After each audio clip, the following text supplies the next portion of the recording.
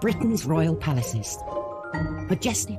It's absolutely dripping in history. Luxurious. The White Drawing Room at Buckingham Palace is like a scene from a Disney film. And packed to the rafters with incredible secrets. Secrets that the royal family would much prefer not to be made public. From royal courtships to royal births to royal marriages and scandals, the palaces have played host to all of that. This series goes behind palace walls. The royal palaces represent the monarchy and have incredible history. We'll learn how these iconic creations were built. 16th century kings built with brick in a way that we wouldn't recognise today. This is George IV leaving his mark on the centre of London. Uncover the spectacular palace art housed within. The royal collection is vast, and I mean vast. It has more than 1 million objects spread across all of the royal palaces. Just imagine what has been collected over centuries. So this collection is unlike any other collection in the world. Discover their gruesome stories. It's an amazing insight into the royals' history, but also our common history. Frankly, if you're going to cut the head off a king, it's got to be done in a palace. And relive the recent events that shaped the modern royal family. The whole case was an absolute fiasco and a huge embarrassment. The Queen was particularly aggrieved that Harry had done it in the way that he had. This is The Secrets of the Royal Palaces.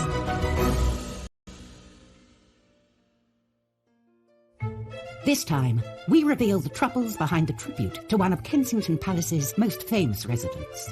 The sculptor has to please every single one of Princess Diana's billions of fans, but also 2 royal princes who are very used to having things done their own way. The epic story behind Windsor Castle's origins as we uncover its ancient kitchen secrets. The food that was made there has fed all kinds of illustrious figures from history. We discover hidden treasures inside a palace within a palace. I mean, this dollhouse, you actually wish that you were miniature so you could go live in it. Explore the mysteries of the strange Balmoral Pyramid. We don't really know who made it, where the materials came from. It just seems to have appeared. And reveal the shocking measures taken to protect a queen in palace isolation. If you break this 16th century lockdown, you will be killed on the gallows. The United Kingdom's royal palaces have a unique power to capture the imagination. Palaces are places where big events of state, big moments in our nation's history happen. And I suppose we've all grown up with this idea of castles and fairy tales and palaces, and you want to see inside the palace walls. So when you actually do get to go inside, it's really Kensington Palace and Holyrood. The buildings themselves are amazing. There's no other country which has this incredible catalogue of its history, of this astonishing institution. One royal residence alone attracts 1.65 million visitors a year, the granddaddy of them all, Windsor Castle. While it may not be called a palace, for over 900 years this fortress has been a home from home to Britain's royalty. Windsor Castle is the largest occupied castle on the planet. I think it's just the most astonishing physical edifice, the way it sits in the landscape, the way it rises up the hill. This vast royal home comprises 951 rooms, including 225 bedrooms, and covers some 13 acres. And its look is straight out of a picture book. It's like when you grow up and you dream of castles, you can't help but think of Windsor Castle. Windsor's fairy tale look is thanks to a monarch obsessed with myths and legends, Edward III, who came to the throne in 1327. Edward modelled himself on the once and future King Arthur. We know him as a myth, but to those in the Middle Ages, he was very real.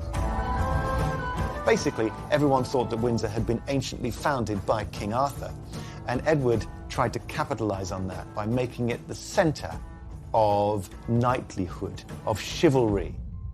But Windsor Castle had been neglected by the previous reign and was no Camelot. What Edward III inherited was partly burned out, it was partly in decaying, and it was badly planned. Edward set about transforming Windsor into a palace fortress on a monumental scale. But finding a workforce to build it wouldn't be easy. England was emerging from the grip of the bubonic plague. The Black Death wreaks havoc. It wipes out a third of British population, a third. Let's just bear that in mind, what that actually means. It means it's extraordinarily hard on a practical level for the king to get workers to Windsor. And so he sends out sheriffs to round up talented masons and carpenters, all to come back to Windsor to work on making his castle bigger and better. From 1359, a chronicler says that almost all of the carpenters and masons in England were working on this site. He spent £44,000 creating the basis of a revolutionary palace which had an enormous facade uniting a hall and chapel into something altogether more monumental than had gone before.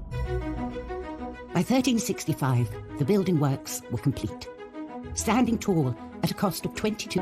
By the end of his reign, he transformed Windsor into a new type of palace. It was no longer merely a castle with lodgings, it was a palace. And the upper ward had become part of a super fortress with a monumental palace at the heart of it.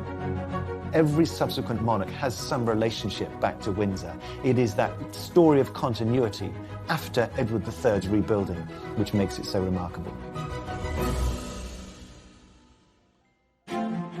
Windsor, the oldest and largest inhabited castle in the world, is still home to around 150 people. Another palace, Kensington, accommodates so many royals, both major and minor, that its family nickname is the Aunt Keep. One of Kensington's most famous and best-loved residents could soon be immortalised here. In 2017, the historic sunken garden at Kensington Palace was transformed into the White Flower Garden in celebration of the life of Princess Diana. We know that Diana was a huge fan of the gardens at Kensington Palace and would stop by after her morning jog to speak to the gardeners, particularly in the sunken garden.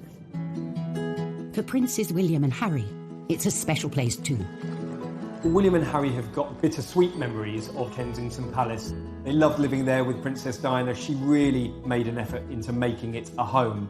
And it was incredibly touching to see that Harry and Meghan chose to announce their engagement in that exact spot, a nod to Diana and her being part of their celebration.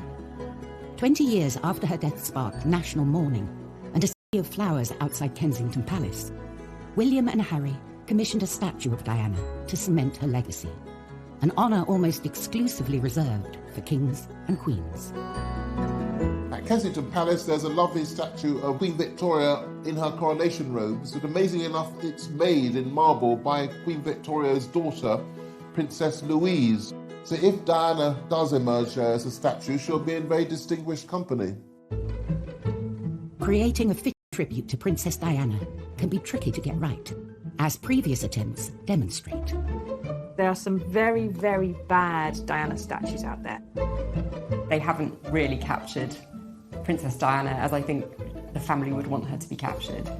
Whether they're made from marble or marzipan, from the sublime to the ridiculous. There's a whole army of Diana statues in China.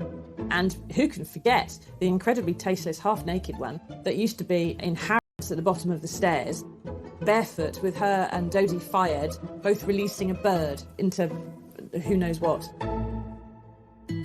Trusted not to add to this list, renowned sculptor Ian Rank-Broadley was given the commission because his design of the Queen adorned every British corner. So he is aware of how to tread the line between an authentic, genuine representation of someone and perhaps slightly flattering a royal ego or two. He's renowned for making very lifelike effigies of people, often naked, but that probably wouldn't be happening in Diana's case. It's a difficult commission because I think she's a very, very hard person to capture in a sculpture. She was so vivid. The sculptor has to please not only every single one of Princess Diana's billions of fans, but also two royal princes who are very used to having things done their own way. All this may go some way to explaining why the statue has yet to materialise. Now, it's 3 years since the boys commissioned this statue. One wonders what is going on. We don't know whether the delay on the statue is it funding? Have there been second thoughts? Do the brothers disagree about the design? And is this further evidence of the fractious relationship between the two of them?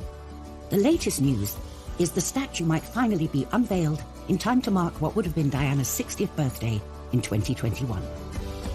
She was arguably one of the most famous people ever to live at Kensington Kensington Palace, so I think it makes complete sense that you would honour her with a statue in the place that was her home.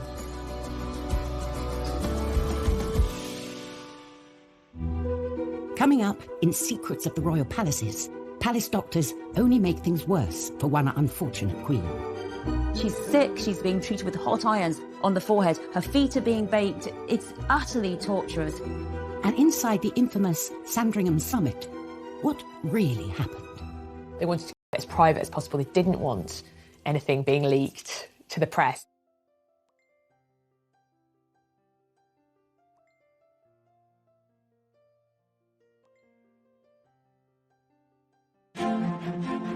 Britain's famous royal palaces, from Buckingham Palace to Holyrood, are homes, workplaces and living monuments.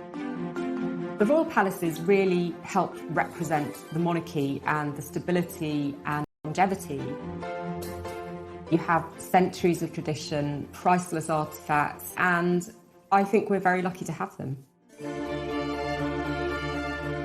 Windsor Castle has been home to 40 monarchs and has stood for almost 1,000 years.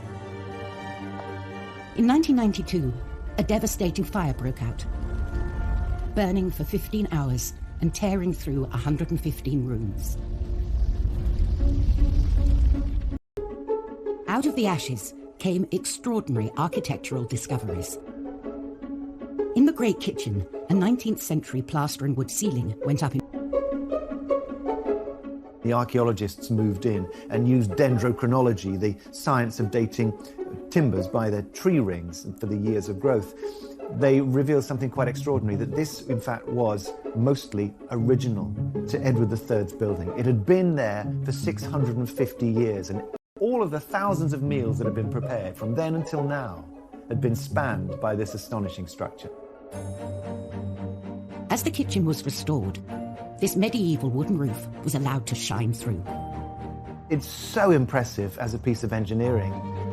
It had to span a building 80 feet long by 26 feet wide, the equivalent of a great hall in most major medieval houses. It's a very innovative type of construction which allowed the central section to be lifted to let light in and soak out. This discovery makes this one of the oldest working kitchens in the world. Quite amazing that centuries and centuries of cooking have taken place there, and of course the food that was made there has fed all kinds of great illustrious figures from history.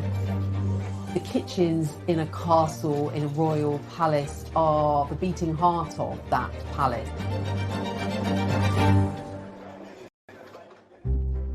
The kitchen itself measures over 2,000 square feet, and throughout history, it's been surrounded by a warren of larders.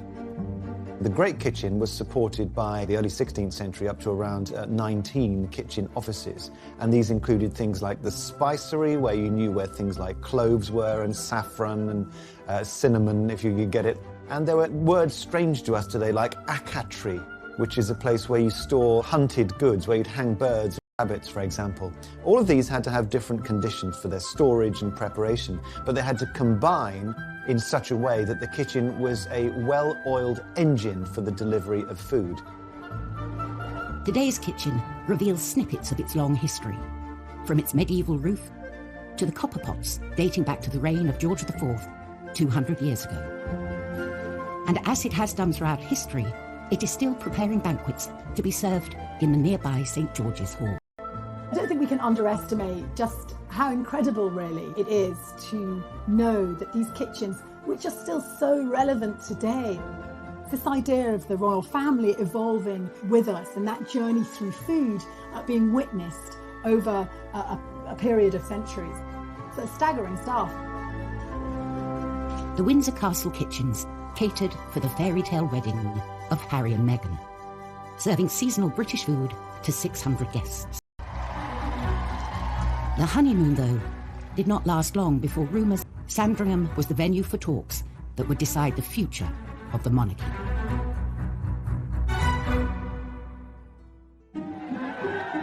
Christmas at Sandringham, the Queen's winter residence, is a royal tradition. But in 2019, Harry and Meghan spent the holidays abroad. If you received an invitation from the Queen to come for Christmas, you just don't turn it down. It's accepted that, of course, you will go. All of these rumblings of discontent in the press suddenly seem to be given some credence by the fact that the couple weren't there for Christmas.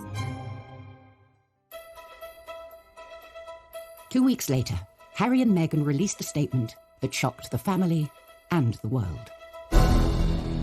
They were to step back from their royal duties.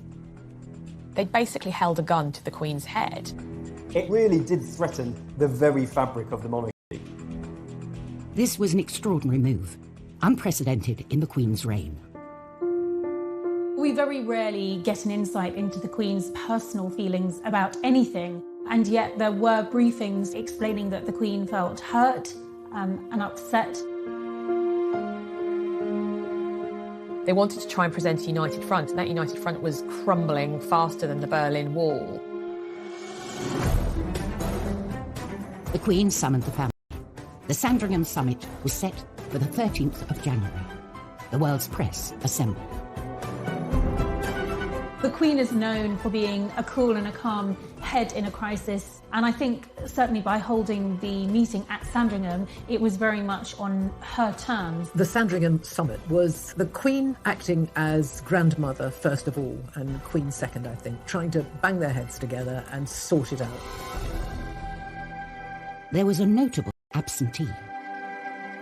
One person who wasn't in the room was Prince Philip, with a lot of people suggesting that he wasn't there because he was so angry that Harry had threatened the fabric of the family. He saw it as a dereliction of duty. Harry was a favourite of his. They had a very deep bond between them. He had taken Harry under his wing after Diana had been killed. Meghan was also conspicuous in her absence. She was in Canada and scheduled to dial in. But then certain aides started saying that there may have been a problem with the Wi-Fi in that particular room, which sounded like the perfect excuse for her not being on the call. Apparently, she did speak to Harry several times during the day, but she didn't take direct part in the meeting. The Queen wanted absolute privacy and chose the secluded Long Library, the location of her first televised Christmas address. Only a handful of key right-hand men and women. In fact, Harry had 2 private secretaries with him. Household staff, though, were banished.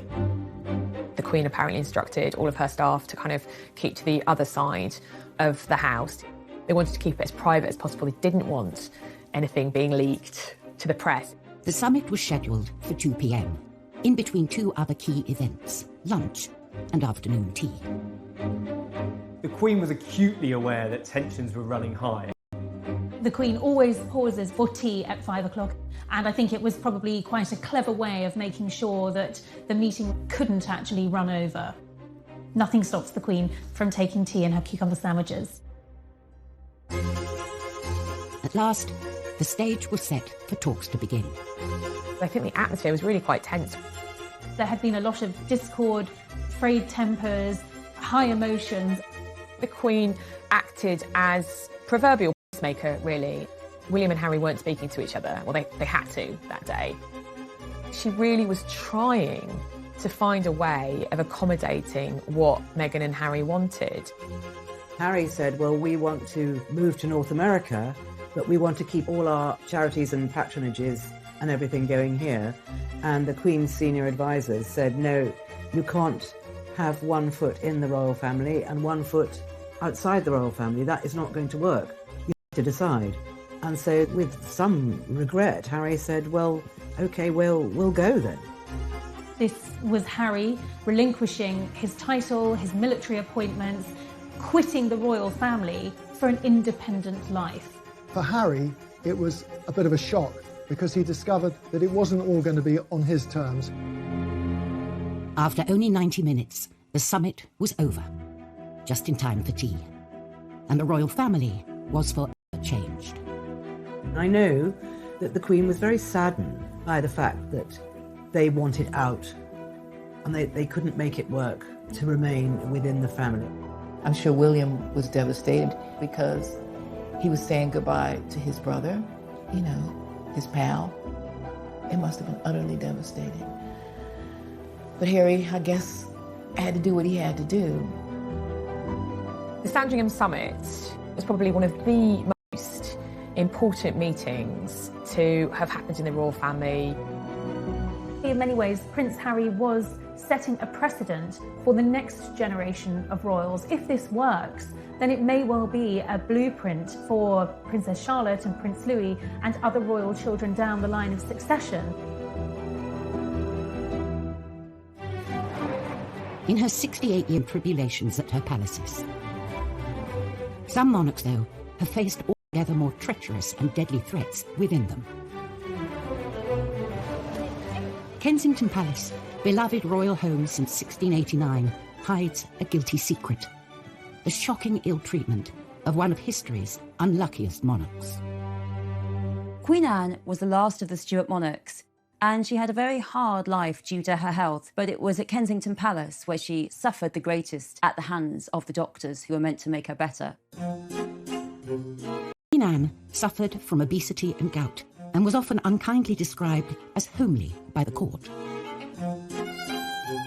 Her husband, George, Prince of Denmark, was rather drunk, a bit of a bore, but he was quite a good husband. But the problem was that they simply couldn't have a child between them. She was pregnant at least 17 times and had many miscarriages, many stillbirths, many children who lived only a few hours after birth. Had Anne had one living child, I think she'd have gone down as a successful queen who was tormented by bad health. On the morning of 30th of July 1714, Anne was taken very ill. Her doctors say that her gout has travelled up from her leg, up into her nerves and into her brain. So they get these hot irons and they put these hot irons on her forehead, and they get these hot cups and they put them on the thigh to try and get rid of the gout. And they give her this really disgusting concoction to try and make her sick. It's utterly torturous. And she drifted off into death with no help from these doctors who should have been keeping her comfortable, looking after her. And one of her doctors, Dr. John Arbuthnot, said that he thought that no weary traveller could have wanted to rest more than she could, because she was simply exhausted by all her ill health.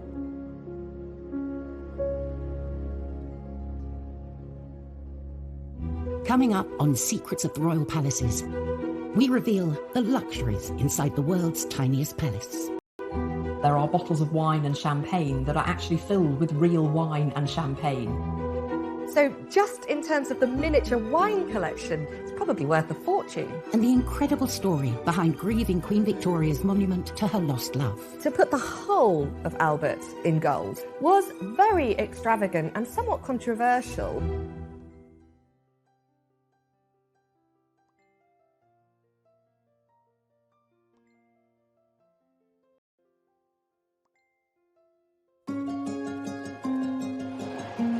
Today,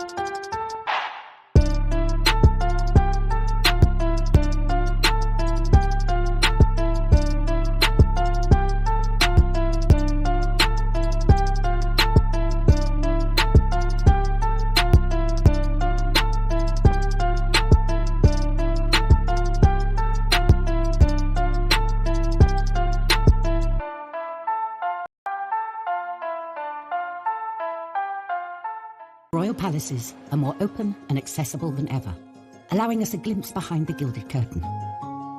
And every artifact tells a story.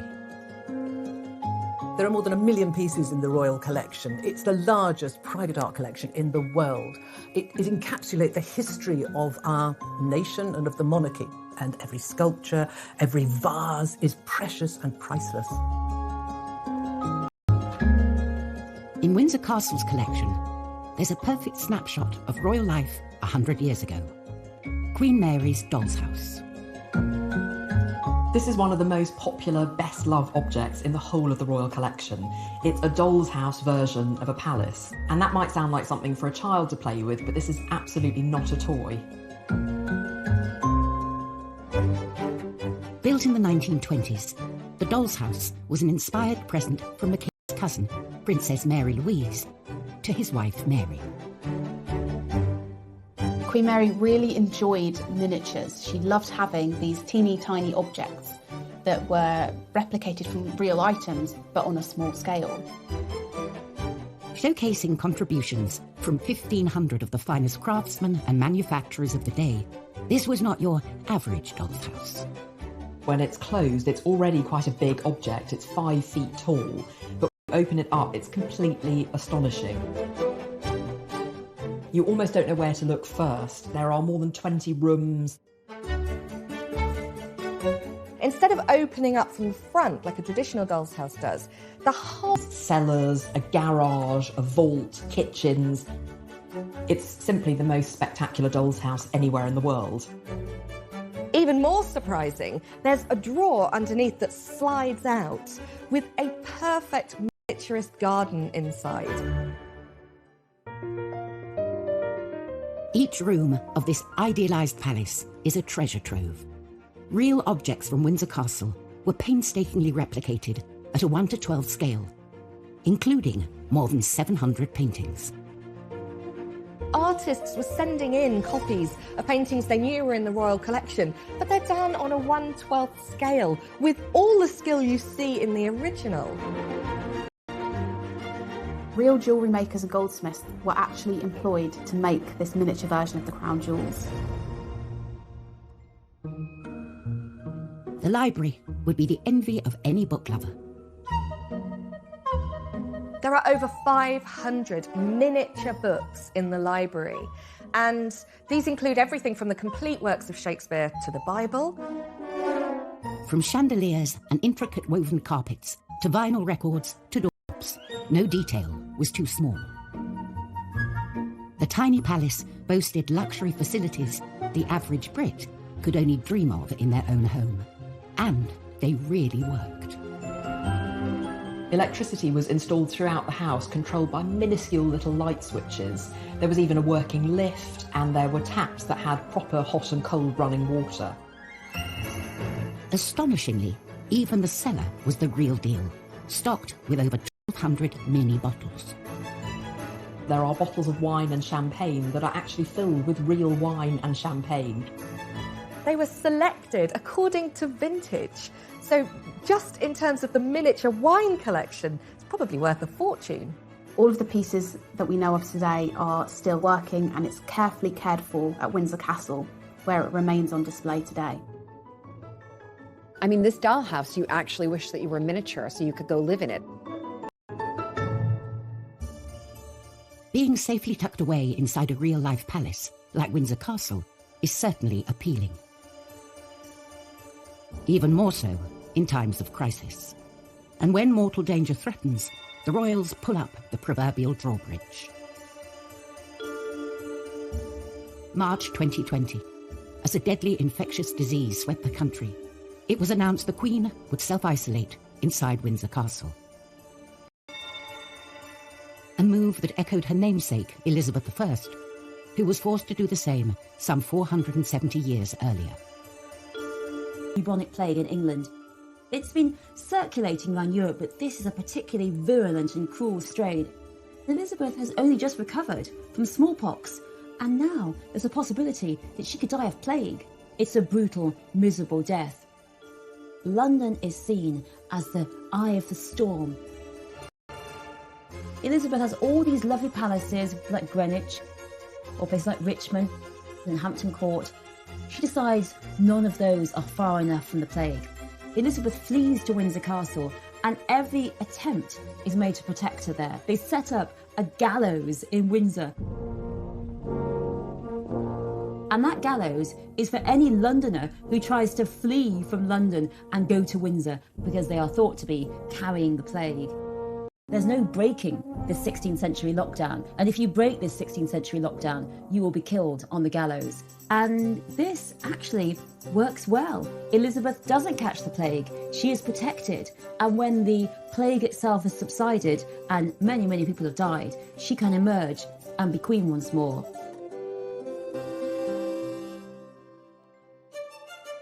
One famous monarch who lived and entertained at Windsor Castle was Queen Victoria. In 1861, her beloved Prince Albert died here and was buried in a specially built mausoleum. It was not Victoria's only memorial to him. A stone's throw from Kensington Palace, Victoria's childhood home, is a gleaming golden giant. It's very bright and golden and slightly gaudy. A monument to Victoria's love for her lost husband. The Albert Memorial is Britain's Taj Mahal. In the autumn of 1861, Prince Albert was diagnosed with typhoid and he died just a few days later. He was only 42 and, of course, Victoria was completely devastated. Thought soon turned to providing a suitable tribute for Albert. Apparently, Prince Albert left instructions that there should be no memorials to him whatsoever. So Queen Victoria obviously ignored that.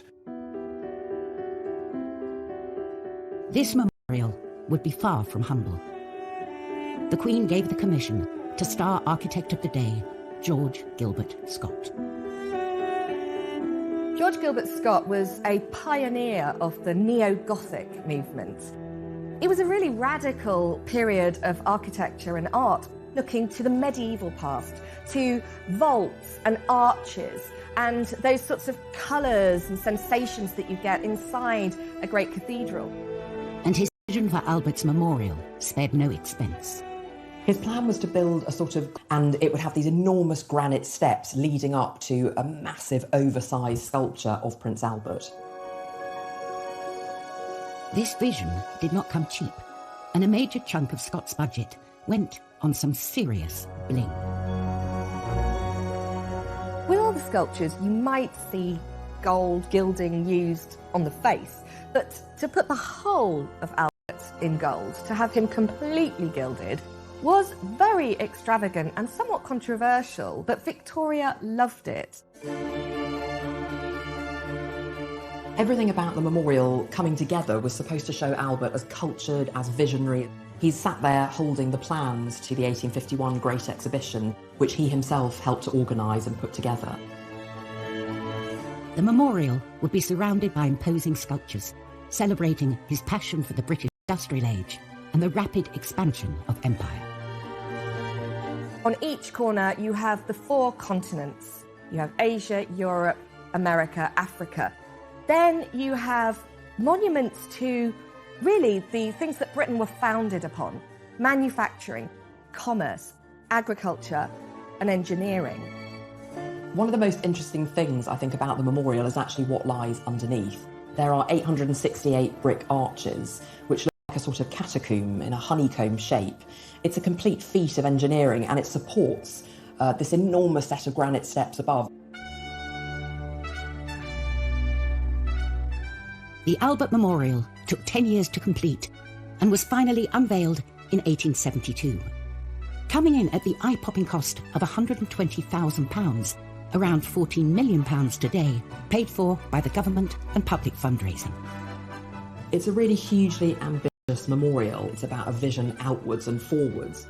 But I love the fact that it's also, on another level, a really intimate gesture of the deep love and the lovesickness of Victoria after Albert's death. Still to come on Secrets of the Royal Palaces, the other Albert Memorial, we discover the mysterious Balmoral Pyramid. It is really not what you would expect to see in the middle of the Scottish Highlands. And we reveal the secret structures of the chapel at Windsor Castle. There are no mistakes in this building. There's absolute refinement in the way that the bases of the columns produce shafts that rise through the architecture, around the vaults, and then back again.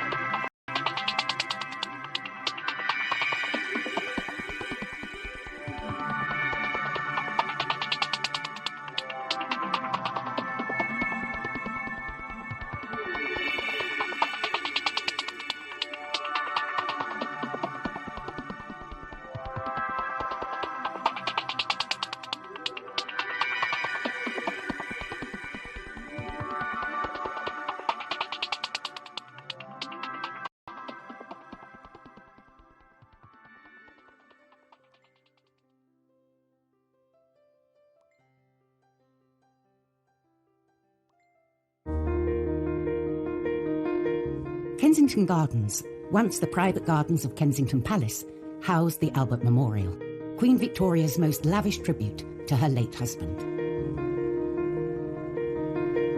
500 miles away, in the grounds of Balmoral Castle, Victoria commissioned an altogether more private and mysterious monument. It's like being immersed in a different world going up to Scotland. This was their patch where they could do things how they liked. Hidden beneath these trees lies something more at home in Egypt than the Highlands.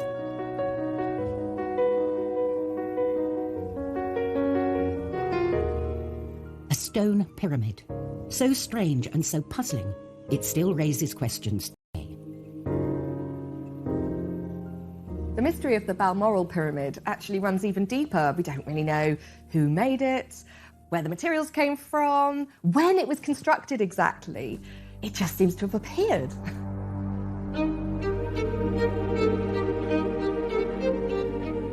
It's a pyramid of rough-hewn stone built into the ground. It's completely unembellished. It looks ancient and it has a kind of solemnity, quietness about it. Totally different from the Albert Memorial in Kensington Gardens.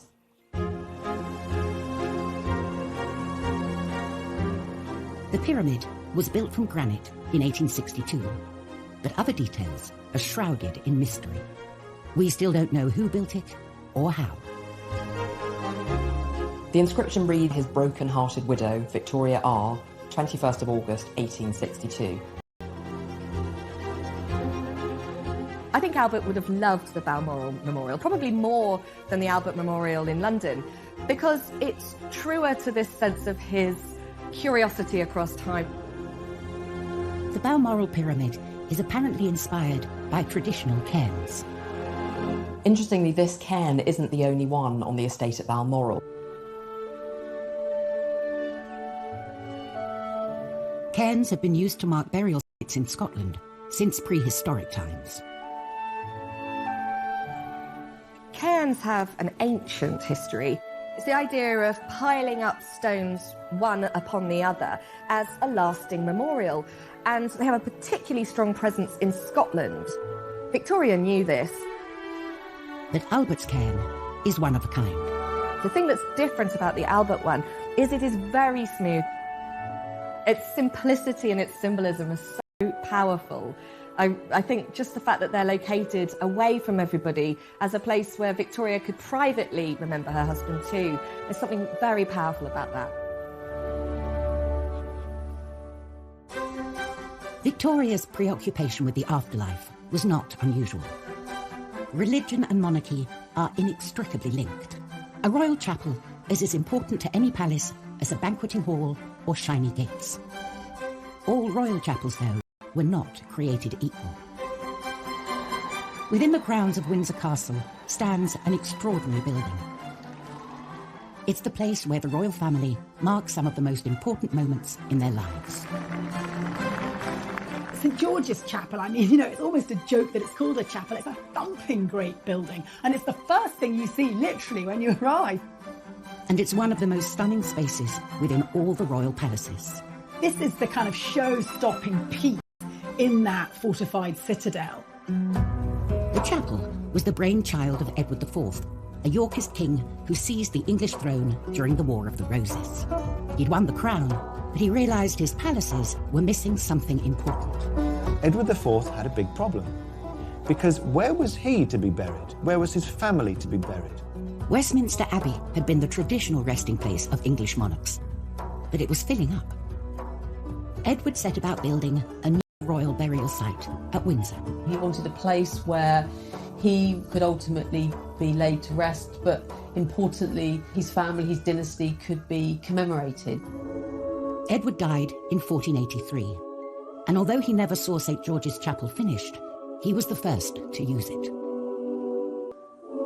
There are no mistakes in this building. There's absolute refinement in the way that the bases of the columns produce shafts, rise through the architecture, around the vaults, and then back again. It is a work of utter refinement. It's heartbreaking in its beauty. When the stained glass glowed and when the paint was fresh, It must have been like a boiled sweet. St George's Chapel is now the burial site of 10 monarchs. For the Queen, it's a deeply personal site. Both her parents and her sister Margaret lie at rest here. But this building is more than a mausoleum. For over 500 years, it's been a place where the nation can share in the royal family's joy.